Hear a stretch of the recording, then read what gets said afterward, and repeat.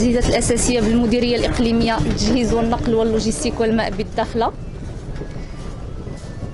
بالنسبة اليوم فتم تدشين جوج ديال المشاريع بجوج ديال المحاور الطرقية مهمة بإقليم وادي الذهب من طرف السيد الوالي بمناسبة عيد الاستقلال المجيد. بالنسبة للمشروع الأول فكيهم أشغال بناء الطريق الإقليمية رقم 1100 على طول 30 كيلومتر. التكلفة الإجمالية ديالو تقدر ب 36 مليون درهم تقريبا، وتم الإنجاز ديالو في ظرف 10 أشهر. أما المشروع الثاني فكيهم أشغال بناء الطريق الإقليمية رقم 1105 على طول 32 كيلومتر. التكلفة الإجمالية ديالو تقدر ب 45 مليون ديال الدرهم، وتم الإنجاز ديالو في سنة كاملة. بسم الله الرحمن الرحيم، اللهم صل وسلم وبارك على سيدنا محمد.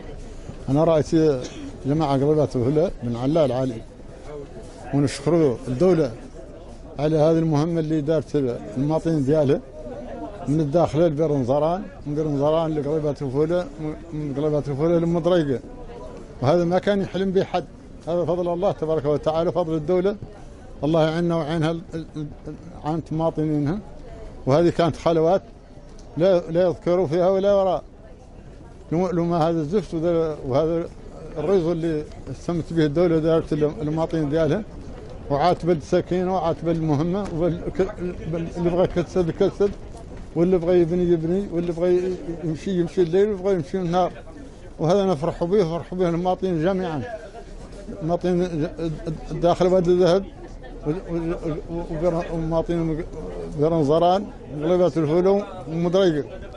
ونطلب عند الله تبارك وتعالى الله يجازيها عنا بالخير ويجازيها عن مواطنينها. الشكر للدولة المغربية بهذه المهمة اللي عاطية للمواطنين ديالها، دار لها الطرق ودار لها الرزق، وراني على راس السيد الوالي وعلى ورئيس الجهة الله يجازيهم بالخير، اللي عندهم القيرة على هذه المواطنين وعندهم القيرة على المصلحة العامة، ونقول لهم والله يجازيهم عنا بالخير، اللي معاهم عندهم بعد النظر في السكينة وفي المستقبل ديالها.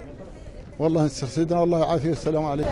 بسم الله الرحمن الرحيم. مفتاح مصطفى، مدير التجهيزات والتنمية الجهوية بجهة الداخلة وادي الذهب.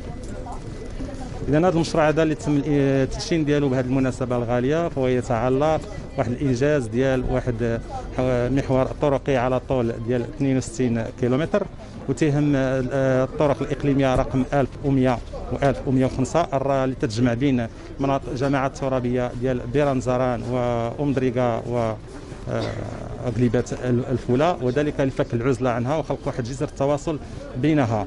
الكلفة الإجمالية ديال هذا المشروع فهي تناهز 80 مليون درهم بتمويل كلي من مجلس جهة الداخلة والذهب.